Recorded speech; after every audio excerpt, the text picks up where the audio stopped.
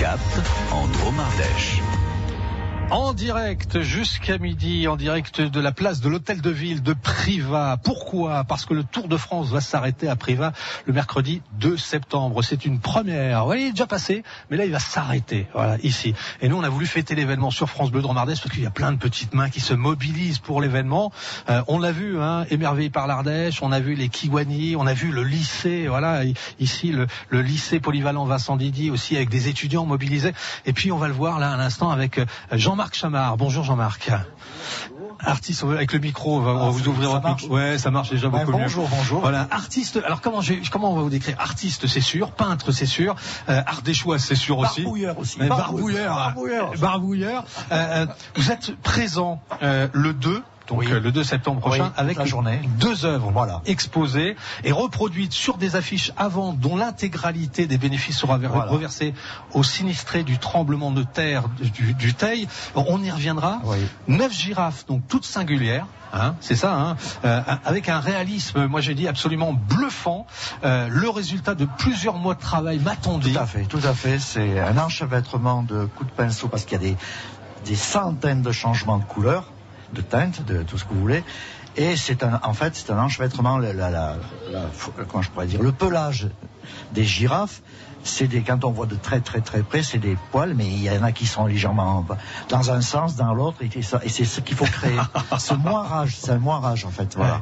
Alors c'est vrai que quand je disais d'un réalisme bluffant, c'est d'un réalisme bluffant. On va revenir sur la technique qui vous a parce que on a des sites, il y a sur internet la possibilité de vous voir travailler, et là c'est absolument extraordinaire. Mais on m'a dit que vous peignez depuis le plus jeune âge, et j'ai lu dans un article que vous avez peint à 15 ans, des devantures de magasins à Burzet dont vous êtes originaire. Oui, tout à fait. Alors, j'ai eu la chance donc déjà de commencer très très très très jeune, à 5, 6, 7 ans, 8 ans, de peindre, tout le temps sur un bord de livre, sur un bout de feuille, parce que c'était pas les gros moyens dans ma famille.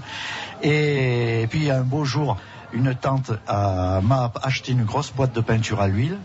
Et de là, je me suis mis à peindre, à commencer. Et puis dans le village, à l'époque, il y avait beaucoup de magasins.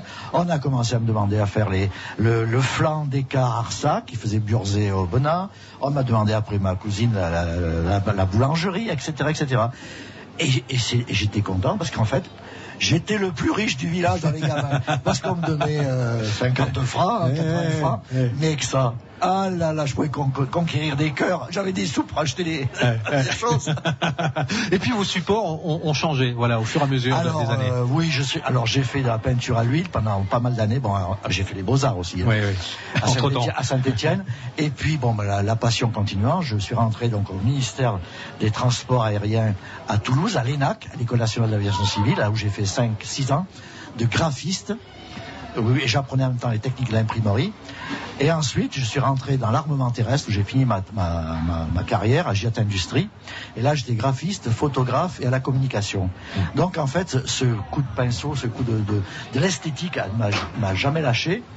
Et pour revenir donc à cette jeunesse, après les Beaux-Arts, donc je me suis mis à la peinture à l'huile. Et puis, j'étais dans les reproductions. Alors, on me demandait la liseuse de Fragonard, on me demandait le plus complexe que j'ai fait, c'était le radeau de la Méduse. Ouais. Je me suis quand même attaqué, mais bon, c'était ce que je pouvais. Et puis de là, donc j'ai continué encore à faire des reproductions. Et puis un beau jour, je suis passé chez des gens, et il y avait des tableaux, mais de partout jusqu'au plafond. Et il y avait beaucoup de l'école de Barbizon, des 17e, 18e flamands avec des paysages et tout. Et j'étais fasciné. Donc là, j'ai dit, je vais essayer de faire des paysages. Et puis j'ai commencé à regarder le Platoir des Choix, les trucs comme ça, pour passer sur du travail de ciel à la façon flamande. Les paysages avec ce soleil qui rase les montagnes, les arbres, qui illumine qu'un seul arbre sur c'est ça le Platoir des Choix à certaines heures.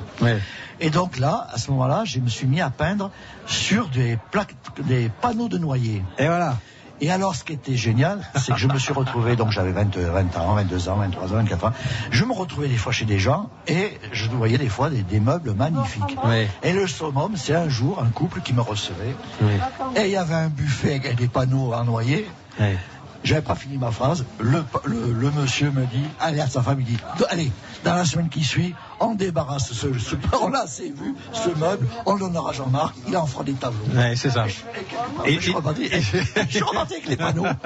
Voilà, puis les supports ont commencé à changer. Et les motifs aussi ont changé. Alors ça, vous êtes mis à peindre, vous êtes reconnu maintenant, actuellement, en tant que peintre spécialisé dans, on va dire, pas l'animalier, mais on va dire l'éléphant, quelque chose qui, par exemple, l'éléphant, ça a été un reportage, un documentaire vu à la télévision, vous a marqué et a permis ce virage dans votre carrière. J'étais à Innsbruck avec ma chérie pour une exposition internationale au mois de novembre, et le matin on disposait d'un temps libre avant que l'ouverture du salon.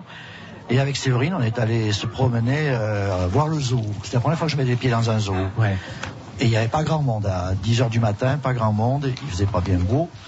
Et on n'avait pas fait 20 mètres. Je me suis retrouvé nez à nez avec un lynx qui était derrière du grillage. Ouais. Et quand j'ai vu ce lynx qui me regardait, et il s'est passé quelque chose, mais qui me regardait avec une détresse et un questionnement, mais pourquoi vous me faites ça? Mais pourquoi vous m'enfermez? Mais pourquoi? Déjà là, les larmes commençaient, pour tous les deux. Et puis on a fait quoi? 30 mètres plus loin, il y avait un grand-duc. Mais pareil, cette pauvre... Enfin, je sais pas si ça fait partie des rapaces, je sais pas, qui était sur son perchoir et qui nous regardait, mais pareil, avec une détresse. Ouais. Et là, j'ai reporté tout ça, je me suis dit, mais quand il y a les gamins, les familles, l'été, on leur lance des bonbons, je sais pas, des bouts de miettes, qu'on crie. J'ai dit, mais c'est pas leur place. C'est pas leur place. Ça vous a touché. Donc, il y a eu ces animaux, le documentaire animalier sur l'éléphant. La même semaine, la semaine d'après, je revenais sur Aubenas. Et là, je vois ce documentaire dans le désert du Kalahari, la mort d'un petit éléphant suivi par tout un troupeau. Et le reportage dure une journée complète. Ah, mais là, à pleurer. C'est ça. Donc, il s'était passé quelque chose sur le monde animal. Il m'avait frappé. Le monde animal m'avait touché, ému. Il fallait que je fasse quelque chose. Mais, comme quoi, quand les choses doivent se faire, il y a une destinée, il y a quelque chose comment je peux dire, d'irrémédiable qui doit se faire. Ouais. Et je me retrouve dans les 2-3 jours qui suivaient ce reportage à aller porter des objets à la décharge, à la Bécule. Ouais. Et qu'est-ce que je vois dans une des bennes qui recueillait les métaux? Des morceaux de plaques, mais qui reproduisaient quasiment la peau de ces éléphants, recouverts de poussière, de sable, Je dis, mais c'est pas possible. Mais trouver des tôles comme ça pour peindre, j'allais où, je sais pas. Et j'ai récupéré 2 ou 3 morceaux, et puis j'ai regardé, mais bon, le deuxième truc, c'était pas évident. Parce qu'il fallait une accroche sur des métaux comme ça. Ouais. Et c'est comme ça que dans les jours qu'on suivit, Mercué était un champ expérimental où ça fumait, parce que je me suis retrouvé avec l'acide chlorhydrique à quitter la propriété quasiment tellement que ça fumait. Oui, parce que vous adaptez le support pour pouvoir peindre, le travailler, etc. Et juste, pardon de vous couper, mais comment, là pour l'occasion, ces affiches représentent des girafes, on les appelle les curieuses, les curieuses du Tour de France. Pourquoi des girafes? Pourquoi pas un éléphant, par exemple? Alors, donc, là, j'ai vraiment milité pour la cause à l'éléphante. La preuve, c'est qu'il y a le très grand éléphant bleu de 6 mètres carrés qui est dans le hall d'entrée de la gare de Chambéry. Ouais. L'autre, en version rouillée, sera dans le centre d'art contemporain d'Aubenas. Ouais. Et puis, entre-temps, j'ai des éléphants, j'en prépare. Et puis, c'est toujours pareil, on me dirige mon destin, on dirait, artistiquement. Là, il y a 2 ans, même pas, j'ai vu un reportage aussi pareil sur des girafes qu'on pourchasse, qu'on tue, la fameuse américaine qui a tué une des dernières girafes blanches, etc. Il fallait faire quelque chose. Mais peindre des girafes entièrement toutes seules, il y a une espèce de... Elles sont tellement grandes et longilignes qu'il y a sur une tôle, ça les mettrait en solitude toutes seules. On verrait que de la longueur.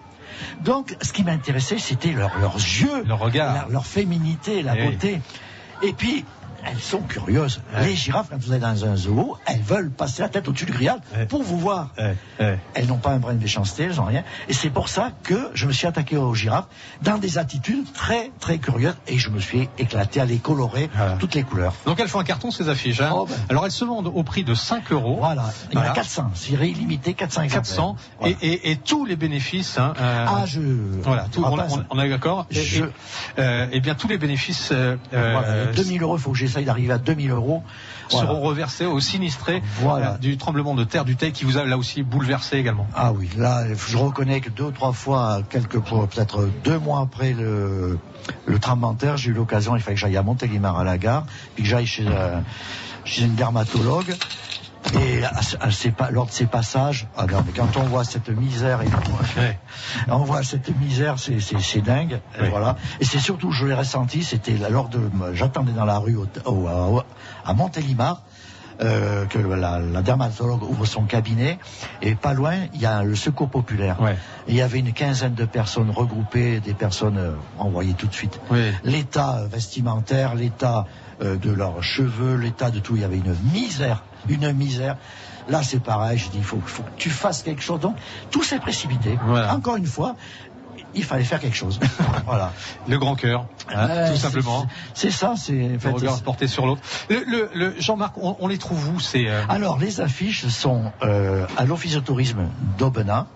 J'espère qu'il en reste quelques-unes parce qu'on a divisé le paquet. Il y en a on a Privat, à l'Office de tourisme du Privat. Et moi, je vais me retrouver donc le 2 sur un stand où il y a à côté des originaux, où j'aurai le gros paquet pour vendre et dédicacer. Et expliquer tout, la passion des animaux, la passion. Parce qu'en fait, là, je reconnais qu'on, grâce à l'aide de Privat, émerveillé par l'Ardèche aussi, qui me soutient, tous ces gens, on fait fort pour cette affiche. Parce que pour le Tour de France, présenter des girafes, il faut déjà le faire. En même temps, on défend la cause animale. En même temps, le côté artistique. Et en même temps, le côté caritatif. Avec une affiche regroupée 4 thématiques. Chapeau.